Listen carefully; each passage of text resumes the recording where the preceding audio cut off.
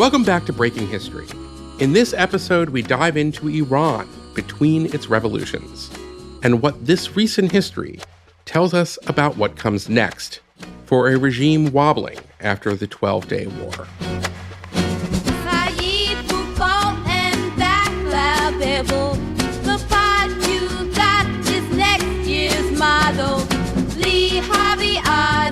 Irving, Berlin.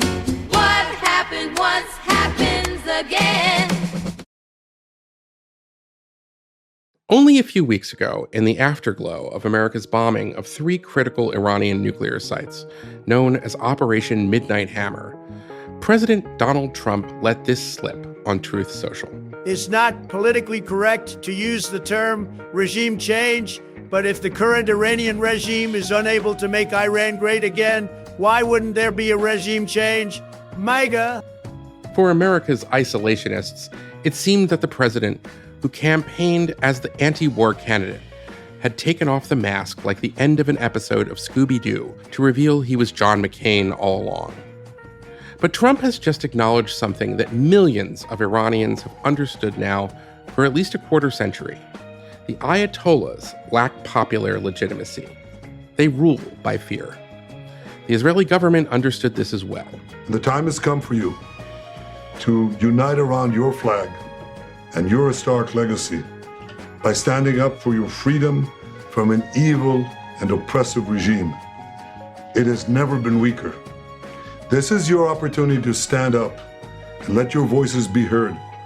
Woman, life, freedom. Zan, Zandegi, Azadi. There wasn't a velvet revolution in Iran last month, though. But this doesn't mean the Iranian people are content with living under the fanatic clerics who purport to rule them. On June 15th, 7 of Iran's leading democratic opposition leaders, including Nobel Peace Prize winners Shireen Ebadi and Narges Mohammadi, issued a joint statement in Le Monde calling for an end to uranium enrichment, an end to the war, and another plea for the unelected clerics of Iran to step down from power. Meanwhile, the son of the last Shah of Iran is urging his countrymen to rise up. So today, I have a direct message for Ali Khamenei. Step down, and if you do, you will receive a fair trial and due process of law, which is more than you have ever given any Iranian. He is pushing on an open door. The Iranian people have led national uprisings 5 times since 2017. In 2009, hundreds of thousands of Iranians took to the streets to protest a stolen election.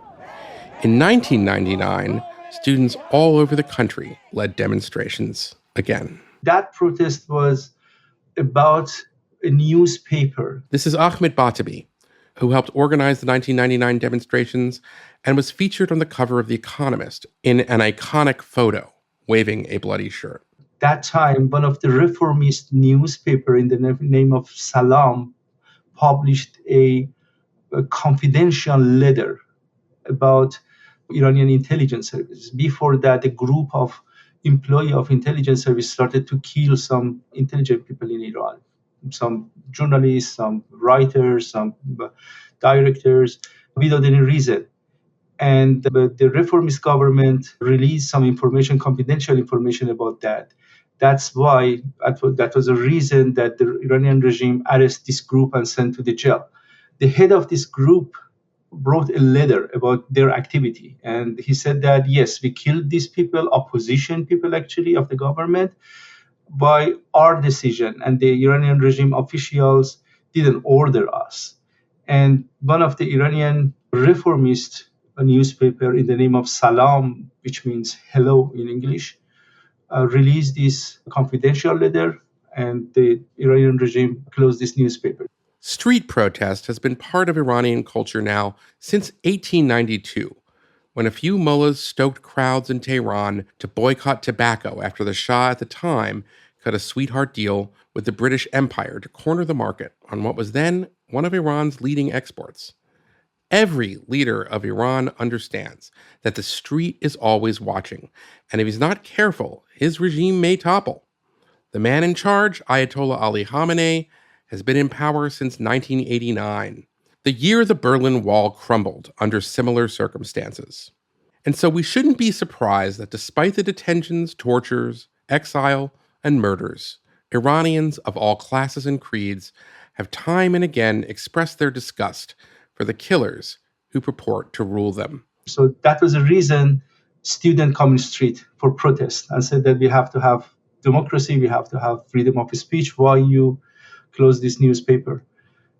It is now a corrupt and lethal police state. Khamenei is approaching 90, and it's unclear who his successor will be. It may not be the street, but a mafia of killers, spies, and clerics smell blood. Anything can happen. Does this mean that what comes next will resemble a democratic republic? We can hope. But the ferment for self-rule stoked since the end of the 19th century has crashed against a much longer tradition in Iranian history, 2.5 millennia of kings. It dates back to the Achaemenid Persian Empire. And while the Iranian Revolution in 1979 ended this streak of monarchs, the supreme leader, Khamenei, resembles the past shahs of Iran in that he alone is the decider of his nation's fate. Like the Pahlavis, the Qajars, the Zans, and the Safavids before him, Khamenei is a supreme leader. And this illustrates a kind of paradox. Khamenei is Iran's second supreme leader that came to power in what was portrayed in Western media as a democratic revolution. It followed a pattern. At hinge moments in modern Iranian history, the Democrats have empowered the autocrats, and at the same time, the Pahlavi dynasty overturned so violently in 1979 by an exiled Ayatollah did more to liberalize and modernize Iran than the constitutionalists that both empowered and despised the Shah that ruled over them. I'm Eli Lake, and you're listening to Breaking History. In this first of a two-part episode, we examine the Iranian riddle. How has a country so restless against tyrants ended up voting for kings? After the break, the origin story of Iranian democracy and the unmet promise of its first revolution. Oh, their names still ring, the King of Kings, the Pahlavis, do as they please. Democracy's supposed to be. People nod the family, their names still ring, the King of Kings. From Darius, Nestor, we love the South, we love them all, we love them till we threw them all. We love the South, we love them all.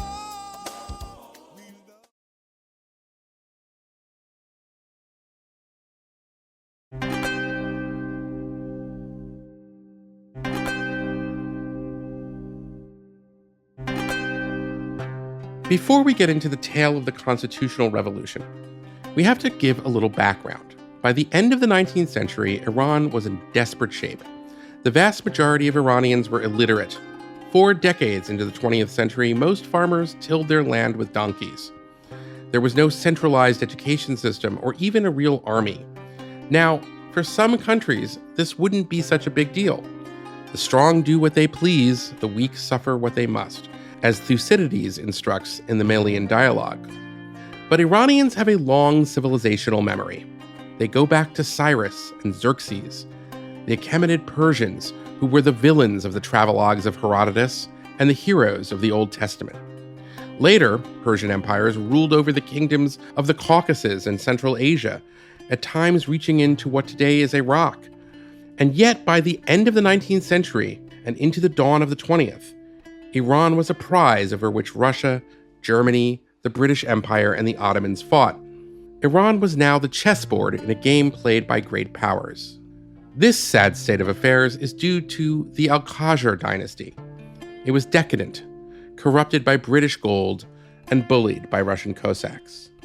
The state of affairs angered both the common people and the elites. When a Qajar Shah sold off the rights to export Iranian tobacco in 1892, there were riots. A similar dynamic ensued at the end of 1905, when the governor of Tehran imposed excessive price controls on sugar, infuriating the powerful sugar merchants in the bazaar. On December 12, 1905, the situation came to a boiling point.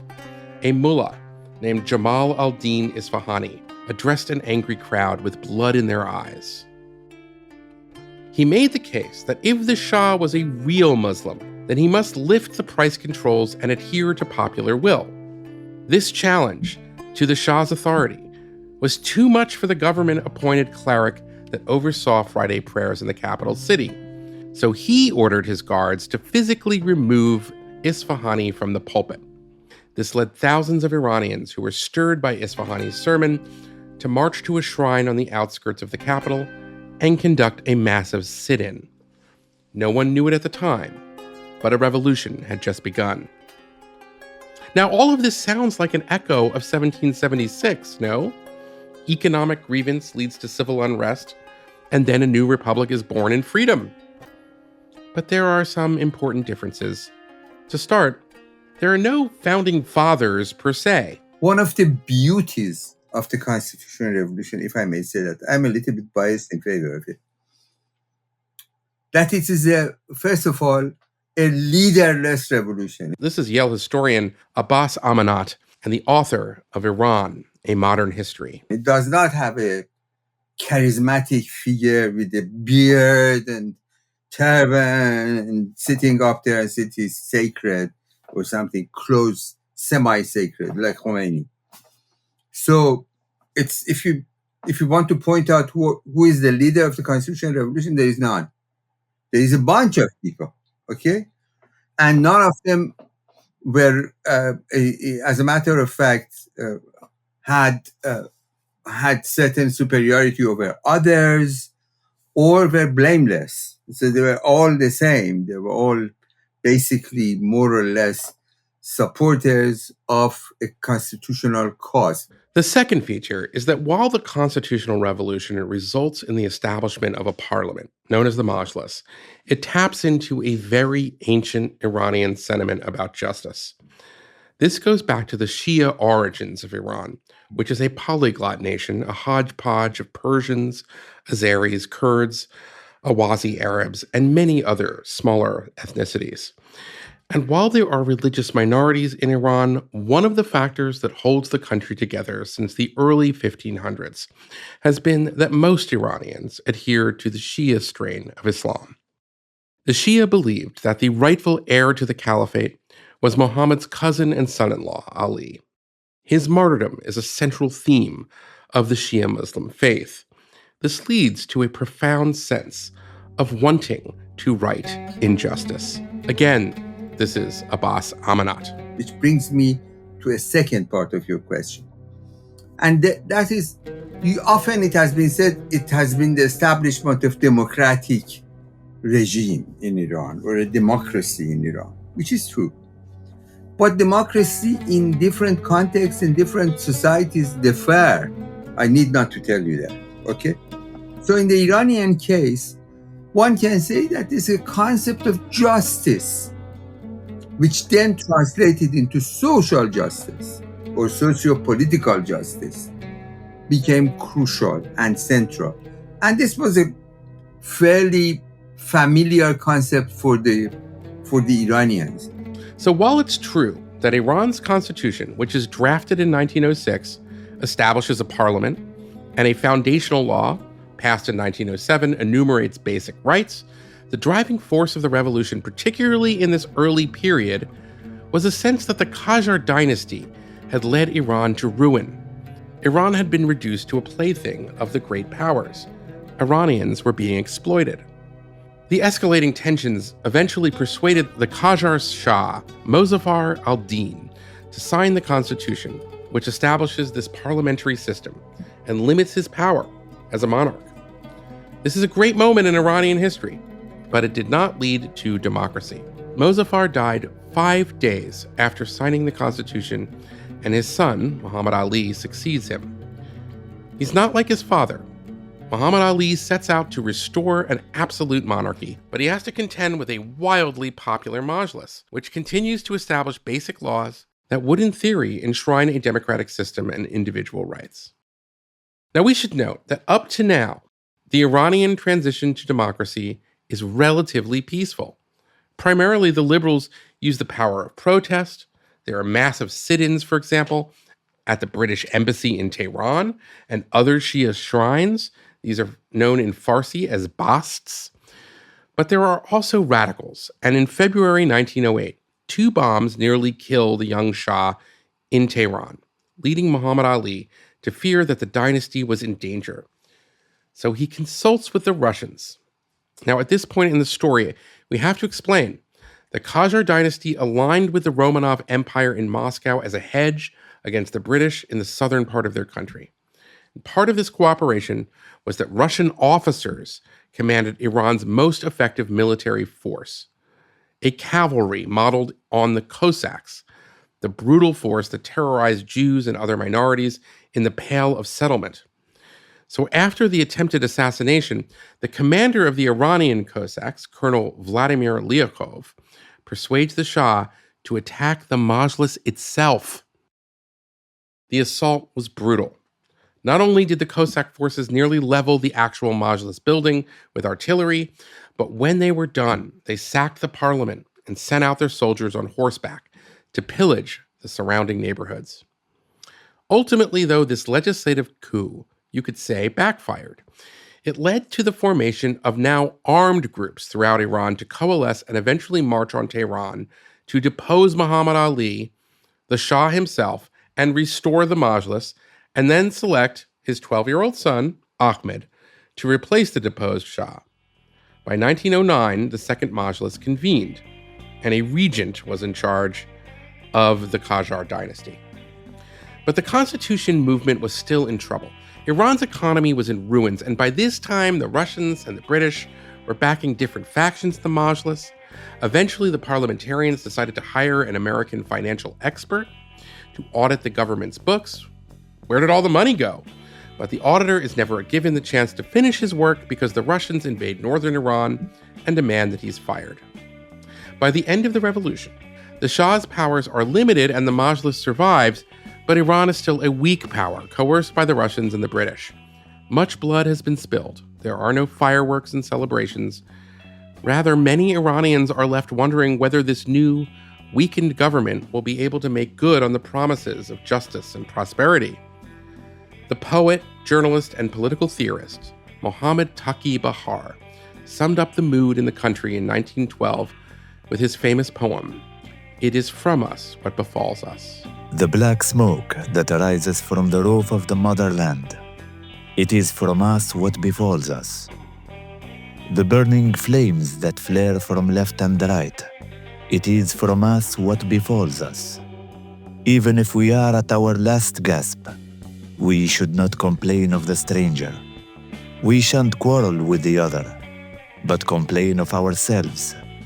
This is the core of the matter. It is from us what befalls us. We are that old plane tree who does not complain of the storm, but grows on the soil. What can we do? Our fire is in our belly. It is from us what befalls us. 10 years were wasted in disputation in the madrasa, while staying awake all night. Today we see that all was a riddle. It is from us what befalls us. We claim we are awake now. What an illusion. What is our wakefulness but that of an infant who needs a lullaby? It is from us what befalls us. After 1911, Iran limps along. World War I was a disaster for the once mighty nation. Russia still had troops in the north, and the British, now aligned with Imperial Russia, controlled Iran's southern ports. Meanwhile, the Germans sent agents of influence to incite tribal rebellions against their adversaries. Iran remained the chessboard of the great powers. After the war, a great famine came to Iran, and the weakened government in Tehran was unable to meet the challenge. Up to 2 million Iranians perished in that famine, and then hundreds of thousands more succumbed to the Spanish flu epidemic. In the midst of all of this, a middle-aged officer in the Russian-led Iranian Cossacks named Reza Khan was watching and waiting. He would go on to end the Qajar dynasty and begin his own. But in this period, Reza Khan was a rising officer in a nation falling apart all around him. In 1920, he gets his chance to shine. Now, at this point, the Romanov dynasty is finished after the Bolshevik Revolution in Russia. The new Russians are interested in spreading communism all over the world, and they focus on the northern Iranian province of Gilan and begin aiding a local insurgency fighting from the forests known as the Jangal. Reza Khan, who is now a brigadier general, is sent to suppress the rebellion. His first attempt fails. So the second time he showed his abilities to lead and eventually prevail over the revolutionaries in the north, the Jangal movement in the north. Again, this is Abbas Amanat. I mean, the story of Jangal movement, it was first nationalist, it was first nationalist Islamic, then it turned to become more Bolshevik. The Bolsheviks supported it, so it was an early stage of pre-Cold War, where you would see the Bolsheviks are striving to create a socialist republic of Iran in Gilan province in the north, and the central government and the British are opposing it. What happens as a result of that, he became well-known, relatively well-known. So, still, nobody thought that this guy is going to be the future of the country. They thought, okay, then he is a valiant kind of a leader of the Cossack forces. One of the problems for Reza Khan is that he had no formal education. The other constitutionalists were intellectuals, reform-minded mullahs, and representatives of the old elites under the declining Qajar dynasty.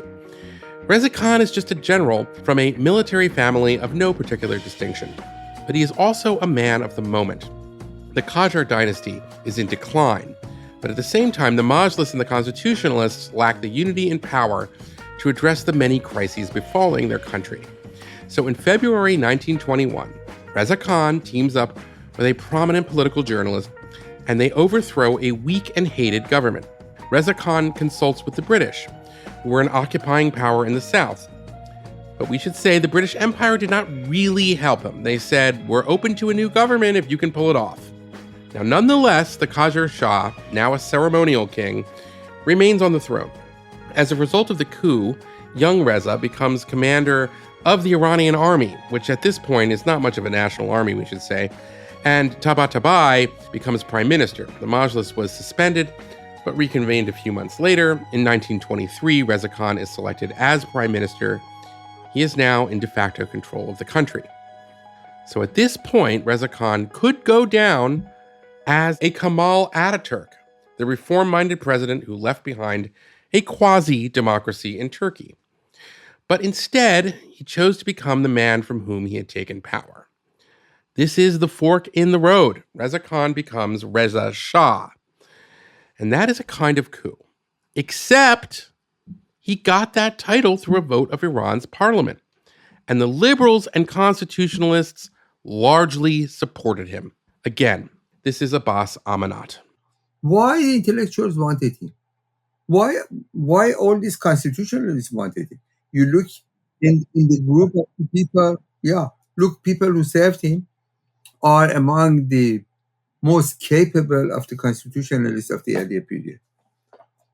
This is a period of chaos in the post-war era, post-First World War era. Iran is suffering from great depression because of the war. Whatever they had was destroyed during the war. The Spanish influenza comes to Iran, and along with the great famine that follows it, Iran loses probably a few million people. Out of a population of 9-10 million, it loses 2 million or perhaps more. It's unbelievable. The big moment comes on October 31st, 1925. That's when the Majlis itself essentially fashions the rod for its own back. They vote to dissolve the Qajar dynasty formally. It was barely limping along at this point, we should say, and to make Reza Khan the new Shah. They also amended the constitution to give the new monarch some of the powers the Majlis took away from the Qajar Shahs in the first place. Then the Majlis dissolves itself, and there's an election for a constituent assembly to determine the country's future. These moves were overwhelmingly popular. But a few of the legislators offered mild criticism, choosing to praise Reza Khan's service to Iran while opposing, in theory, the idea of making him an absolute monarch. One of those deputies was a 43-year-old lawyer named Mohammad Mossadegh. He had emerged as one of the leading lights of the constitutionalists. Born into privilege, his father was a powerful tax collector for the Qajari dynasty, and Mohammed had inherited the job himself before going to Europe for law school. He was one of the few elites in this period with a reputation for unimpeachable integrity. He once sent deputies to collect back taxes on his own mother. He also had an unforgettable style. He would faint during his speeches at times for dramatic effect. He often conducted his affairs from his bedroom in pajamas, silk robe, and slippers, and he was constantly attended to by doctors. Dean Acheson, who served as President Harry Truman's Secretary of State, described the Iranian lawyer as follows in his memoir. Small and frail, with not a shred of hair on his billiard ball head. A thin face protruding into a long beak of a nose flanked by two bright shoe-button eyes. His whole manner and appearance was bird-like, and he moved quickly and nervously as if he were hopping about on a perch. His pixie qualities showed in instantaneous transformations. Over time, as we shall see, Mossadegh becomes a potent foe of the new Shah and his son. But in this period, he treads very lightly. On the floor of the Majlis, he argues, at first, that making Reza Khan a Shah would deprive Iran of a great prime minister. He then turned to another member of the Majlis, Sayyid Yaqub, who was an ally in the constitutional revolution, but was now supporting the motion to make Reza Khan the Shah. If they cut off my head and cut me into pieces, and if Sayyid Yaqub assails me with 1,000 curses, I will not accept this. After 20 years of bloodshed, Sayyid Yaqub, were you a constitutionalist, a freedom seeker? I myself saw you in this country, ascend the pulpit and urge the people onto freedom. And now it is your opinion that this country should have one person who is Shah and Prime Minister and Magistrate all at once? If so, this is reactionary. It is despotism. Why did you needlessly shed the blood of the martyrs on the road to freedom? Why did you send them off to die? From the beginning, you should have come out and said we lied and never wanted constitutionalism. You should have said that this is an ignorant people who must be beaten into submission. Again, this is Abbas Amanat. So, people are desperate for some kind of an order, for some figure that emerges and would hold on the reins of power and would tell them this is how the government is going to be run. And Reza Khan had that kind of instinct, ability to say so or to do so.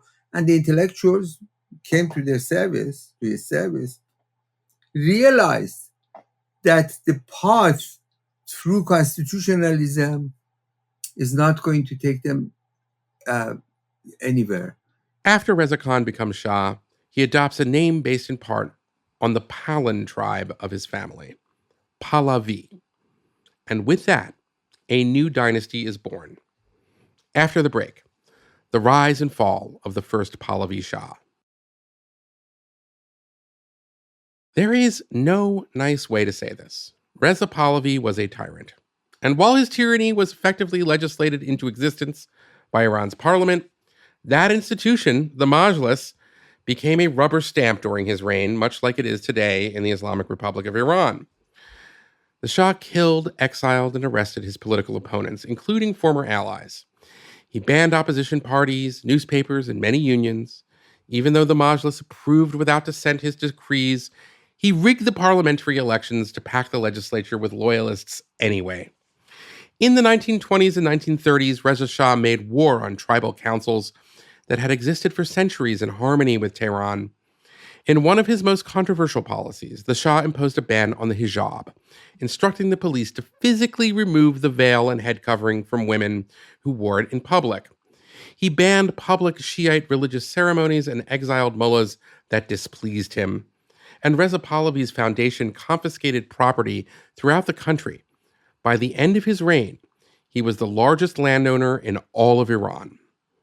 So let's credit Mossadegh here. The constitutionalists empowered a constitution killer. And yet, at the same time, one could argue that it takes a tough man to raise a tender chicken.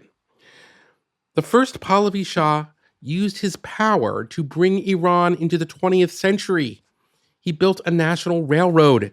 He forged a national army out of an old system where tribal militias would lend their forces to the Shah in times of war. And he created a modern education system, wresting power out of the hands of the mullahs and their seminaries. In this respect, Reza Pahlavi was comparable to Ataturk, that strong man who transitioned the Ottoman Caliphate into modern Turkey. He manages to basically create a certain national integration. This is Abbas Amanat again. That's a huge thing, because if you compare Iran with Afghanistan, or with Iraq, or with Syria, Iran is a country that has been centralized. Or if you look at Iran, map of tribal distribution in Iran, you would be amazed. There are hundreds of tribes and sub-tribes in the 19th century. He manages to create a unified, at a big expense. Don't think that it's all very positive. Authoritarianism, strong rule, suppression. As Reza Shah modernized Iran, he also began to pursue a policy of balancing the great powers that had always tried to influence his country. And this is where he got into some trouble. By 1939, the Shah had decided that Iran would be neutral in World War II. This was a red flag for the Allies, particularly after Adolf Hitler double-crosses Joseph Stalin and violates their earlier alliance. In 1941, the Soviet Union and the British Empire invaded Iran at the same time. It was 1914 all over again. This is the newsreel's record for history of the linking up of the British and Indian force in Iran with the army of the Soviet Union. The swift action that occupied a weak country in danger of falling into the grip of Hitler. Iranian civilians stood about in the streets watching the entry of the Empire Army. There is no sign of hostility or resentment. They have heard of the devilish cruelties practiced by Germany in the countries they profess to protect. They know that a British army in occupation does not destroy liberty but preserves it. Had they been watching the arrival of Nazi goose-steppers... The Shah's crown jewel, his army, ended up capitulating when it made contact with the enemy. And the Shah was furious. In his last meeting with his generals, he physically beat up the chief of staff of the army and showered the others with invectives. He then ordered the command staff to be court-martialed and tried for treason. But Reza Pahlavi was out of time. The British demanded his abdication. It was a humiliating end to his reign. He wanted to live in exile in Canada, but he was first sent to India and then South Africa. This is Ray Takei, senior fellow at the Council on Foreign Relations and the author of The Last Shah. And it was a fairly miserable exile for him. He was a very proud person, and so to have been exiled and cut off from his country was a very difficult time for him, and he died a very sorrowful, mournful person. Once again, Iran is the chessboard. It was little more than a supply route for the Allies in World War II to get the guns and materiel to the Red Army fighting the Nazis on the Eastern Front. The country's elites had zero leverage. And yet, miraculously, they take their lemons and make lemonade. Iran was not a democratic society, but it had institutions that mattered. Again, this is Ray Takei. It was an aristocratic elite that generated from the landowning class. And as a result of their ties to the land, to the country, they had a feel for the temperature of the country. They were an elite that lived in urban areas, in some cases even were educated abroad, but they had a feel and a sense for the country because they had a relationship with their provinces and others through their land holding. It's not that they weren't exploitative, but they had a feel for the country. And it was a very talented aristocratic group. If you think about what happened in Iran in 1941, it is a country that's occupied by the Soviet Union and Britain. That is a major accomplishment given the circumstances, and is a reminder that Iran's diplomats are excellent at negotiating from a weak position. Just consider the skill with which Iran's envoys forged the 2015 nuclear deal. After nearly 20 years of pursuing an illegal uranium enrichment program, they managed to keep their ill-begotten infrastructure in exchange for a promise to only use it for peaceful purposes. As a result of the bargain Iranian elites struck with their occupiers, the Pahlavi dynasty continued. The new Shah was Mohammad Reza Pahlavi, the first Shah's son. In some ways, it's an echo of the deal made with the Qajar Shah Muhammad Ali in 1909 when he abdicated in favor of his 12-year-old son. Unlike his father, Mohammad Reza Pahlavi was born into privilege. He did not have a hard life, and he was only 21 years old when he ascended to the throne. He began his reign under British and Soviet occupation. Now let's just reflect here on how the liberal elites in 1925 formally empower the first Pahlavi Shah, and now 16 years later, many of these same elites negotiated for the continuation of that dynasty. Unlike the 1925 votes in the Majlis, though, the elevation of the second Pahlavi Shah did not result at first in authoritarianism. Indeed, the first 12 years of his reign were a kind of golden era for Iranian democracy. So what happens is that the replacement, in answer to your point, replacement of Reza Khan by his son was condoned by the Iranian population because they were felt that, well, at least he's one of ours. This is Abbas Amanat again. He's not somebody that the British has appointed. Yeah, the British said, okay, they gave a green light. But eventually, what emerged is allowed Iranians in the post-war period to experience a period of democracy, which I call the chaotic democracy, between the 42 and 53, 10 years, 11 years. And I think very crucial period, because there's several important questions comes about. Oil nationalization at the center of it, revival of the constitutional aspirations for the creating of a democratic regime. So this is what I call the half revolution. The constitutional revolution is a full revolution. The events of 1942 to 53 is a half revolution, and then it's 1979 is another revolution. So Iran experienced 2.5 revolutions. And in the second one, which is very crucial, again, the ultimate outcome was a kind of disappointment. Why?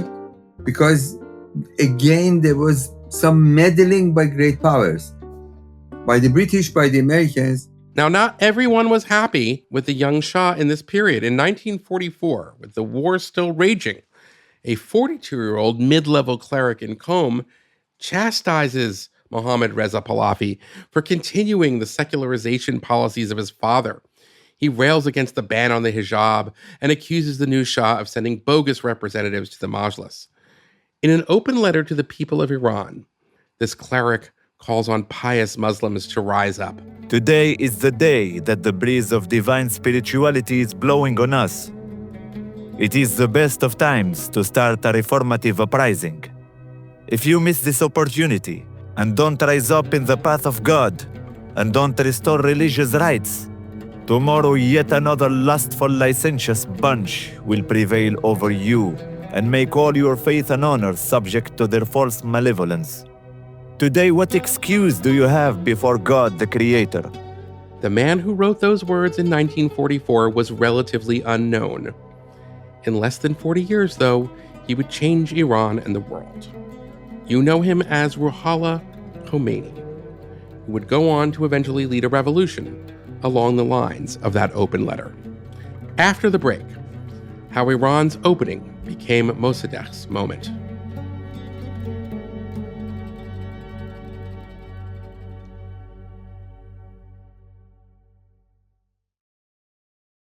Mohammad Reza Shah was lucky.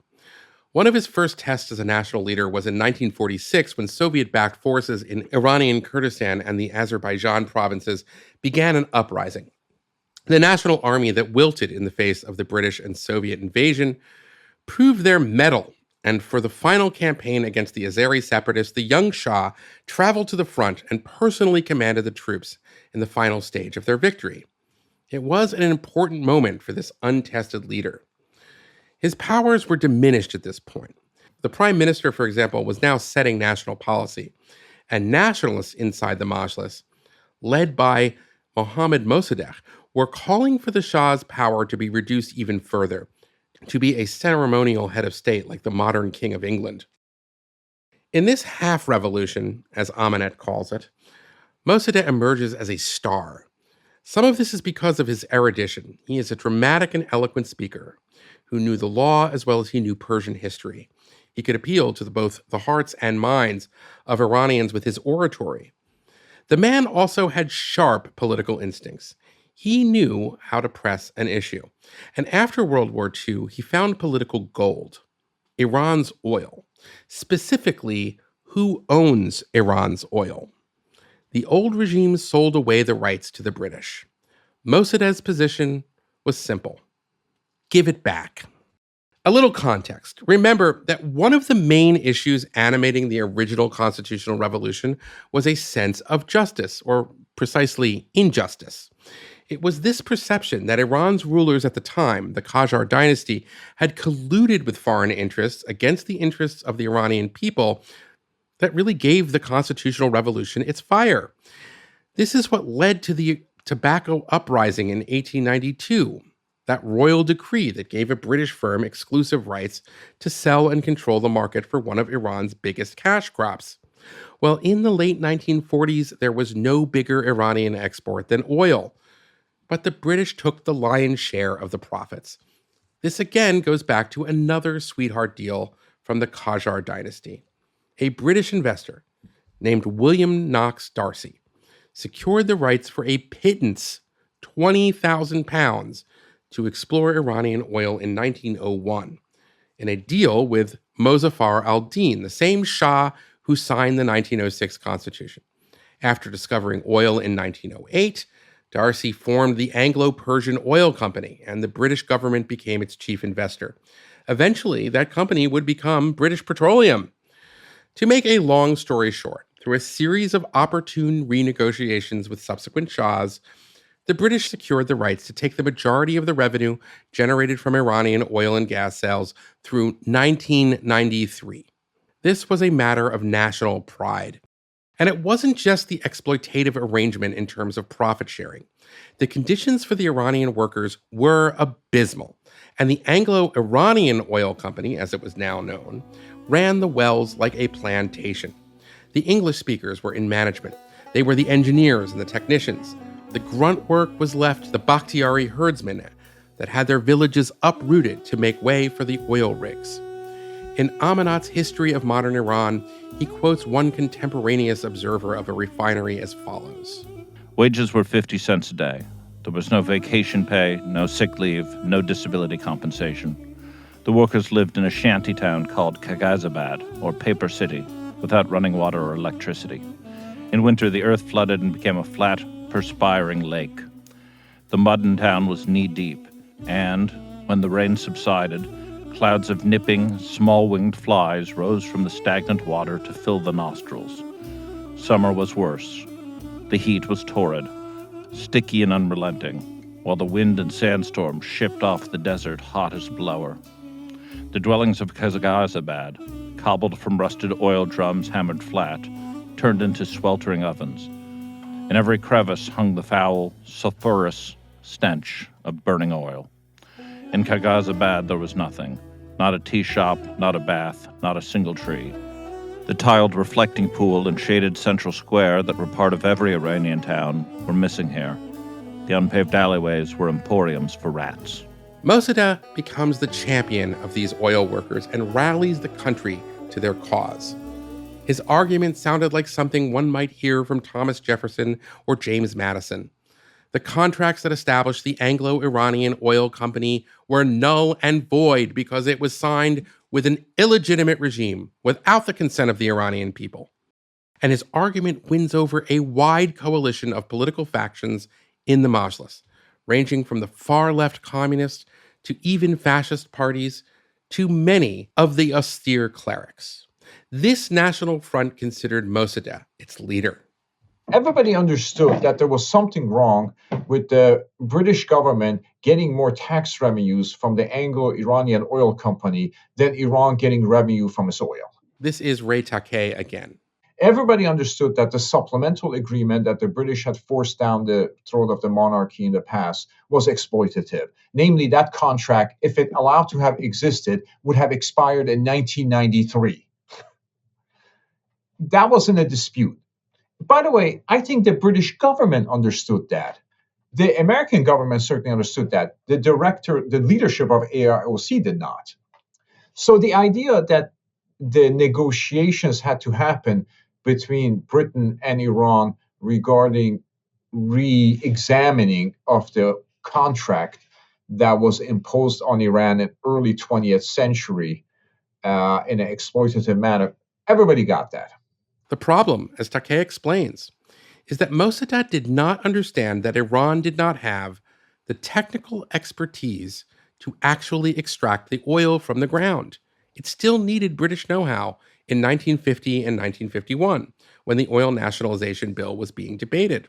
The other issue was that Mossadegh was not flexible enough in offering compensation to the British, which they would have accepted. It was a matter of principle for him. Mossadegh didn't seem to understand that then there had to be some kind of a compromise about the oil apparatus of Iran. He didn't want to understand that actually foreign technicians at that time were critical to the operation of the Iranian oil refinery.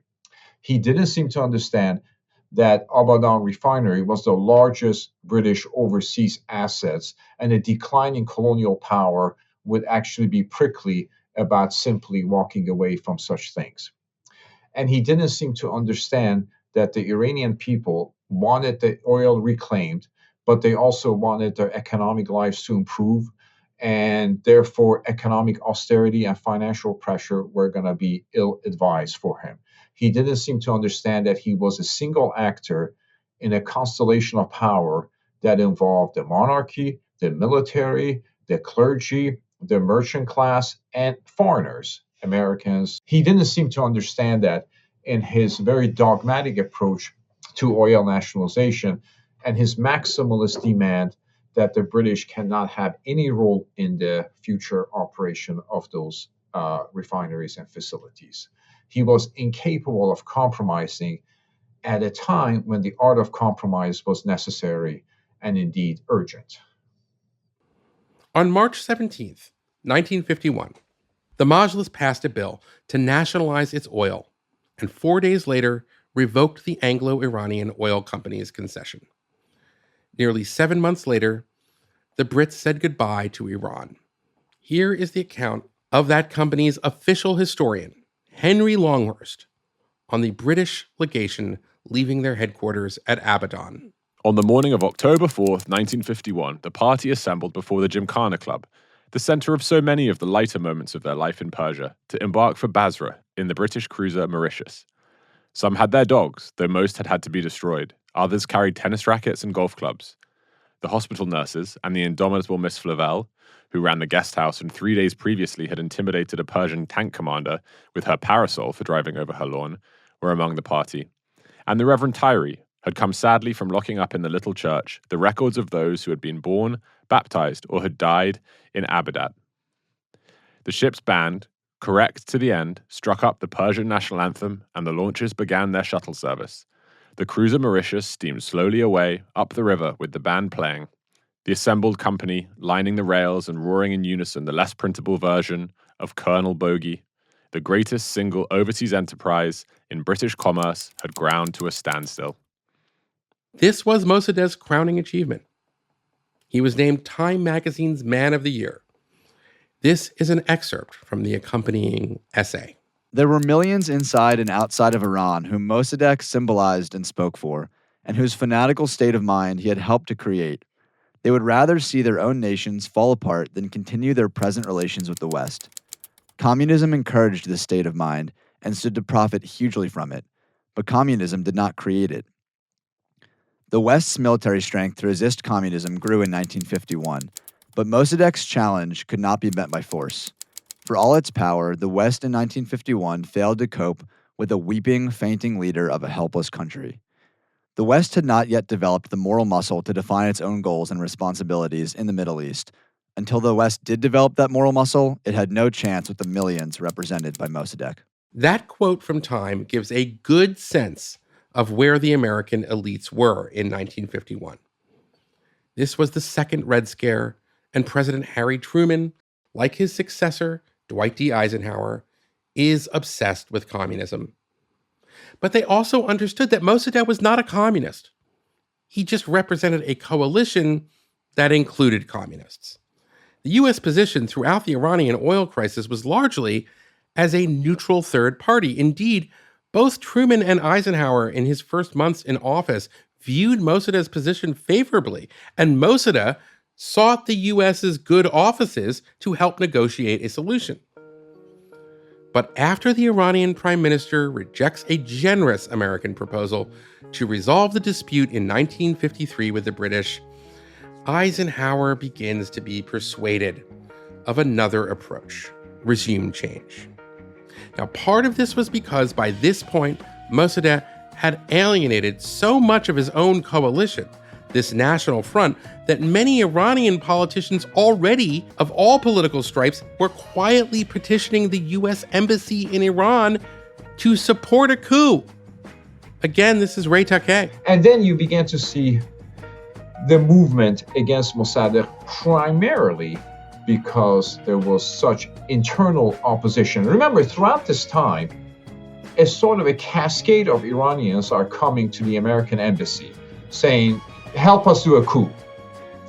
And the position of the United States government at that time was, we don't deal with internal politics of Iran. There was a rotating door of Iranians coming through saying, I'm going to do a coup, I'm going to do it, can you help us do a coup, can you help us? And the position of the United States government was, no, we're not going to do that. But that gains traction around March, April 1953, and you begin to see the planning.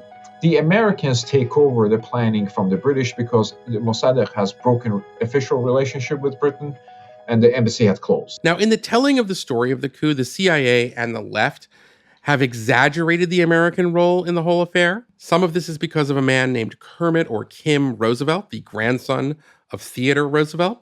Roosevelt was tasked by the agency with overseeing from Tehran this operation known as Ajax to oust Mossadegh. And he thinks very highly of his own work. In the opening pages of his memoir of the 1953 coup, he writes, At the end of this true account, in the late summer of 1953, the Shah said to me truthfully, I owe my throne to God, my people, my army, and to you.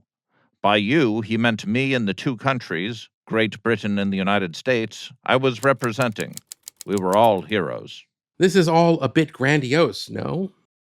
Now, one has to remember at this point that the British have imposed a kind of embargo on Iran. The wells in southern Iran and that the British once controlled are no longer pumping oil. Iran's economy is in the toilet, and as a result, Mossadegh's coalition is fracturing. A number of senior army officers that the prime minister had fired are now openly calling for his ouster. He also lost the support of the clerics. More on that in a bit. But they are the most effective force for most of the 20th century in Iran for ginning up popular street protests. So the black propaganda element of Operation Ajax, as it was known, was like pushing on an open door. What's more, Roosevelt, who spoke no Farsi, had placed his black propaganda articles in newspapers that were mainly read by Pahlavi supporters in the first place. The one thing that Roosevelt and his team did manage to do was to pressure the Shah himself to use his constitutional authority to dismiss Mossadegh from office. By this point, Mossadegh was pressing his advantage, and the Shah was seriously considering abdication. In the summer of 1953, as Roosevelt was planning his operation, the Shah had taken off for his summer palace in a kind of internal exile. He didn't want to take responsibility for it. I don't know if I want to be the Shah. I don't want to take responsibility for this. What happens if this fails? This is Ray Takei again. So at some point, I think he makes a suggestion to Kermit Roosevelt that, why don't I verbally tell you I'm against Mossadegh? And, not issue any farmons that says, well, no, that's not quite the way it works. He gets visited by his sister, as you mentioned. He gets visited by Elder Schwarzkopf, the father of Norman Schwarzkopf of the Gulf War claim, who had been involved in organizing the Iranian police force. And eventually, of course, Kermit Roosevelt's account of this is exaggerated, but he does meet with the Shah and essentially presses him to dismiss his prime minister, which he had constitutional authority to do so, by the way. In this period, the young Shah seeks assurances that Eisenhower will support him if he fires Mossadegh. So Roosevelt arranges for a line in one of the president's speeches that expresses vague support for whatever form of government Iran takes. That was enough for the Shah. He dispatches the head of his royal guards to deliver this message to Mossadegh himself at his residence. He also signs another decree, making General Fazlollah Zahedi, the chief of staff of the army, the new prime minister. What happens next sounds like something from a comic novel. Mossadegh is furious and has the poor colonel delivering the decree arrested. He then goes on national radio to explain that he will remain the prime minister. This is on August 15th. The Shah is now spooked and takes off for Baghdad and eventually Rome, where he runs into CIA Director Allen Dulles, causing a minor panic inside the agency. The CIA director and the Shah cannot be seen together in the same room during a coup. Come on. Mossadegh holds on for a few more days, but on August 20th, 1953, pro-Shah demonstrators flood the streets of Tehran, and Mossadegh realizes his position is untenable and steps down. These events have become a kind of dogma for American progressives and Iranian diplomats. The story goes like this. In 1953, Iran is once again the victim of great power meddling. And it's the coup in 1953 that leads directly to the Islamic Revolution in 1979. Now, we should say eventually the U.S. government officially apologized for the 1953 coup after the election of a reformist Iranian president, Mohammad Khatami, in 1997. Here is Madeleine Albright in an address to the American-Iranian Council. In 1953, the United States played a significant role in orchestrating the overthrow of Iran's popular Prime Minister Mohammad Mossadegh. The Eisenhower administration believed its actions were justified for strategic reasons. But the coup was clearly a setback for Iran's political development. And it is easy to see now why many Iranians continue to resent this intervention by America in their internal affairs. Obama himself internalized this narrative about the fall of Mossadegh. And then I think the last thing that, this is maybe not something I've learned, but has been confirmed. Even with your enemies, even with your adversaries, I do think that you have to have the capacity to put yourself occasionally in their shoes. And if you look at Iranian history, the fact is that we had some involvement with overthrowing a democratically elected regime in Iran. Now, one of the reasons why so many people have seized on the coup is because of the timing of our friend Kermit Roosevelt's memoir. That book was released in 1979, the year of the Islamic Revolution. I kid you not. So this view that the CIA coup was the spark that lit the long fuse that led to the toppling of the Shah in 1979 is far too simplistic. It also airbrushes away many inconvenient facts.